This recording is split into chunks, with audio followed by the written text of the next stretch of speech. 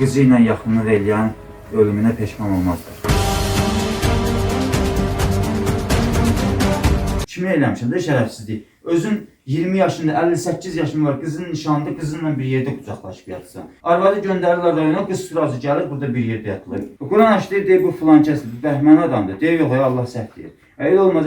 Dedim, mən sən neçə dəfə dedim, tövbə elə, mənə zadə eləmə, boğuluram. Dedim, sən qızı eləyən dərsən, ayət basın haqqında elə deməliyəm.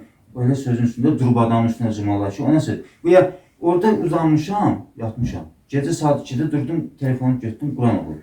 Quran oxu, yavaş oxuyum, görüm, qabat zır. Buradan durdu, gəldi, çıxdı. Buradan o çıxdı, buraya çıxanda mən də çıxdım, vurdum, 3 dənə vurdum.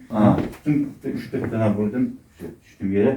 Düşəndən sonra da ayağımı qoydu, belə yıxıldı bura. Üzü aşağı şəkildə. Üzü bu tərəfə, sifət aşağı.